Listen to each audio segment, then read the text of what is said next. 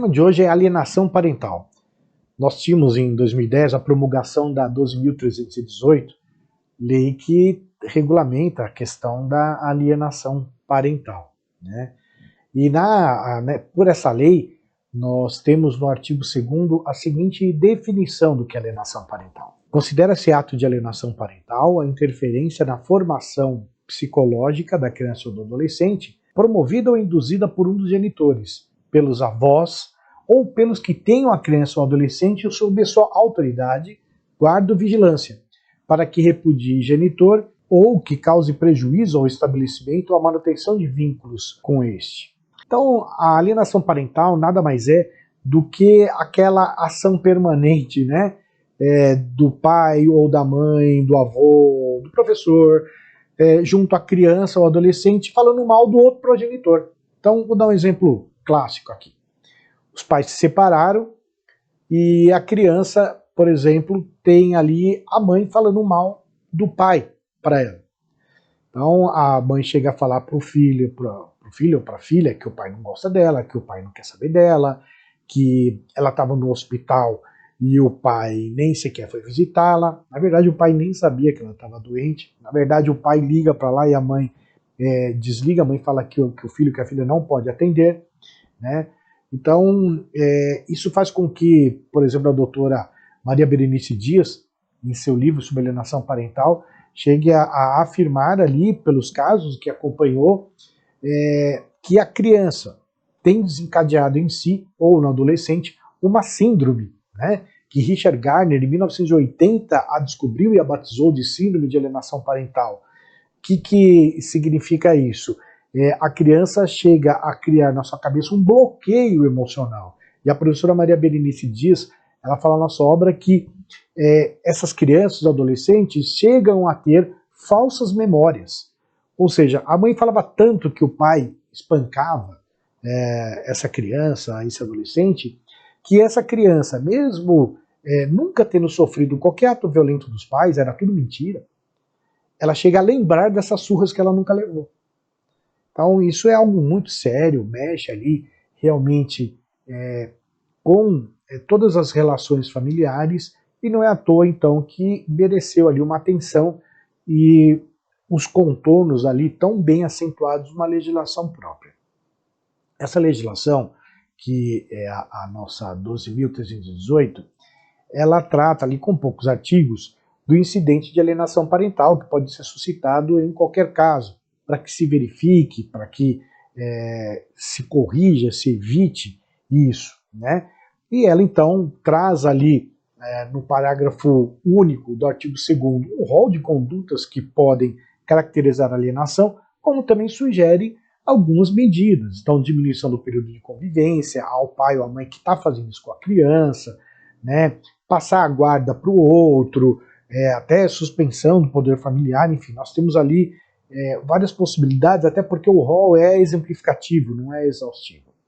E recentemente, nós tivemos agora, então, em maio de 2022, a promulgação da Lei 14.340, que trouxe algumas alterações nesta legislação, na 12.318, de alienação parental. Quais são essas alterações, Cabezão? Então, na verdade, foram poucas alterações. Nós tivemos ali apenas uma estruturação de que a perícia que trata a lei para efeitos ali de alienação parental, ela deve ser feita obrigatoriamente por profissionais que estejam já trabalhando no Tribunal de Justiça, né? Então uma equipe técnica ali do fórum, né, do judiciário, a questão também do depoimento da criança, caso seja necessário, do adolescente, tá? Que ele seja feito com todo cuidado, observando ali todos aqueles princípios do depoimento sem dano, assistido por um profissional, né, por um psicólogo, enfim. Então a legislação, tá, ela trouxe para nós alguns cuidados maiores de forma complementar para que nós possamos colocar nesse processo de alienação parental, nesse incidente processual, né, ali maiores garantias. Então, isso para nós é importante porque a alienação parental é um fato que vem se apresentando a cada dia com maior ênfase, lembrando que a alienação parental ela não é crime, tá? Não existe um tipo, praticar alienação parental, crime, detenção, não. A alienação parental gera ali, né, por exemplo, direito à intracomação de dano moral, a alienação parental, ela tem ali consequências como reversão de guarda, pode implicar em crime? Pode até implicar em crime, não tem crime de alienação parental, mas eu posso, por exemplo, ter uma situação em que a criança ou adolescente, em virtude da alienação parental, já acabou adotando alguma conduta, que caso, ou a própria mãe acabou adotando alguma conduta, que caiba em imputação de dano, tá? Nessa tentativa dela de impingir a alienação parental na criança.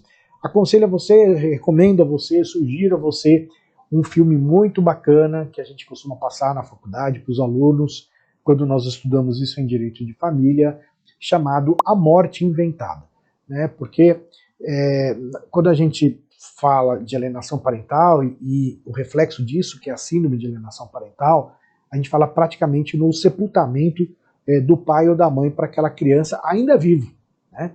E nesse filme, que foi feito por um cineasta mineiro, ele retrata muito bem essa questão da alienação parental. Eu vou soltar um trailer aí para você, tá? E com isso vou me despedindo aqui, esperando que você não deixe de assinar o nosso canal. Até uma próxima e fique muito bem.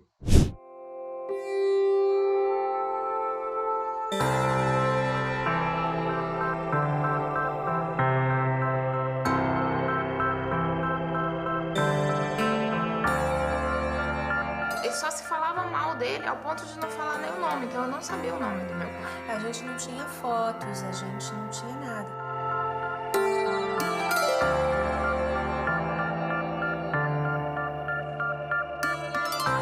Parecia que eu tinha que ter uma certa cumplicidade com a minha mãe. E se eu achasse legal sair com meu pai, era como se eu estivesse traindo a minha mãe, sabe? Um genitor alterar a percepção da criança sobre o outro genitor, né? E em alterando essa percepção, ele faz odiar. Muitos dias dos pais que eu não convivi com eles, aniversários deles que não pude passar com eles, e nem ao menos falar no telefone, né? Meu pai ia pra lá com o oficial de justiça, pra tentar buscar a gente, tentar ver a gente. E minha mãe, a gente sempre se escondia em algum lugar, fugia. O que tinha acontecido mesmo? Que aquelas histórias todas, né, que ela me contava, o que tinha de verdade? Uma criança ter um pai morto vivo, quer dizer, matar um pai em vida, matar a imagem do pai ou de uma mãe dentro de si em vida, é muito complicado para ela conseguir sobreviver a isso. Depois eu fiquei muitos anos sem ver. E falando esporadicamente para pedir dinheiro mesmo. Quanto tempo mais ou menos você ficou sem vê-lo? Fiquei 11 anos sem vê-lo. Porque na hora que você retira um ser querido de uma família, sem nada, sem prova de nada, você já está causando uma penalidade das mais cruéis e desumanas contra aquele genitor, contra aquela família e principalmente contra aquela criança que não tinha condições de se defender, nem defender o seu pai ou sua mãe, dependendo do caso.